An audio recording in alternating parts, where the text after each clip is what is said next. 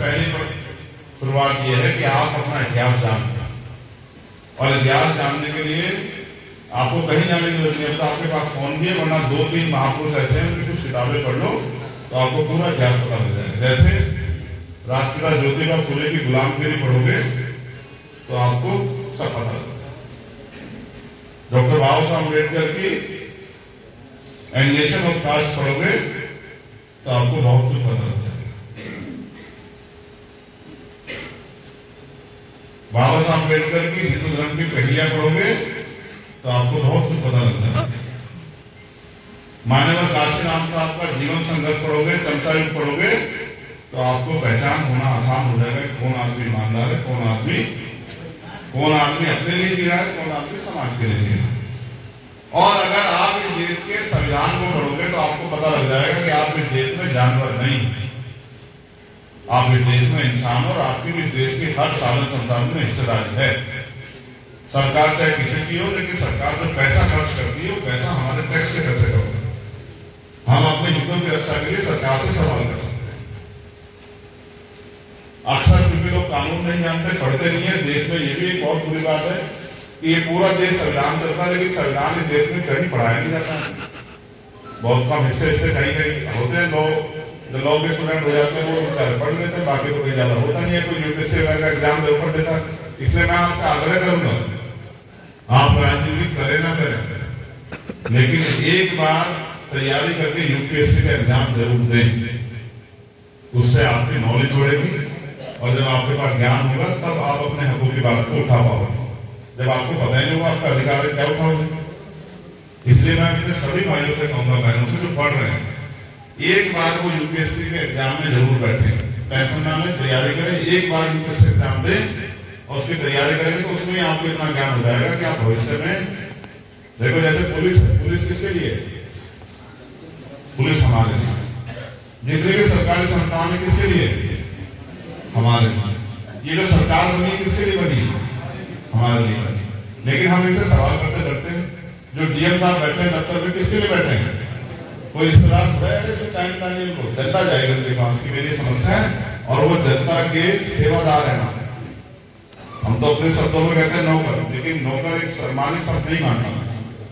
मालिक नौकर कहकर अपने आप को नौकर को अपमानित करने का प्रयास करता है। इसलिए मैं कहता हूँ कि वो सेवा करेगा, ठीक है।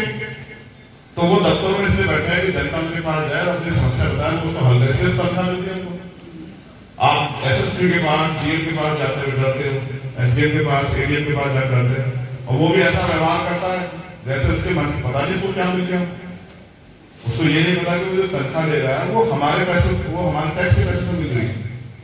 जो आदमी हमारे पैसों पे तनख्वाह लेता हो, अपना परिवार चलाता हो, वो भी हम पे लोभ दिखाएगा।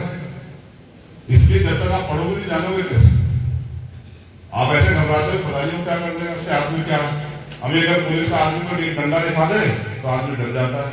एक नोटिस भेज दे, उसी नोटिस से परेशान हो जाता है कि ये क्या हो गया, नोटिस आ गया। ये भी समझता नोटिस है क्या? नोटिस आप उसको तामील ना कर, उसको वही ना करो, कभी नोटिस को वैसे तो वकील भेज देता है। कई तरह के नोटिस होते हैं, इसलिए ज्ञान जरूरी है। चलो हम मिशन पे काम बात करते हैं। इंपोर्टेंट जो बात है, समय कम है और हमें इंपोर्टेंट विषय बात करें। मैं कई बार अपनी बातों में आपको समझा चुका कि लोकतंत्र की शक्ति क्या है। 14 अगस्त 1947 को हम लोग यहाँ अंग्रेजों के गुलाम थे। 15 अगस्त 1947 को हम लोग इस देश में आजाद हुए। आजादी के साथ अधिकार प्राप्त नहीं हुए।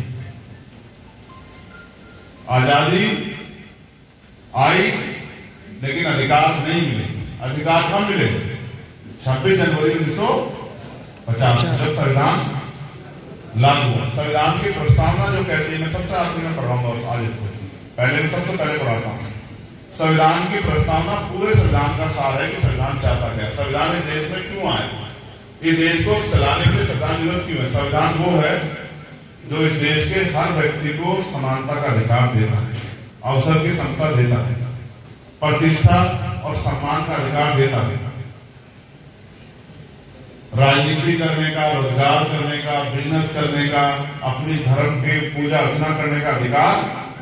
आज अगर प्राण प्रतिष्ठा वो हो रहा है ना प्रोग्राम, तो वो संविधान के में जो अधिकार का आर्टिकल 25-26 में उसी के अनुसार हो रहा है। प्रधानमंत्री नहीं करा सकते थे, पहले नहीं करा पाए।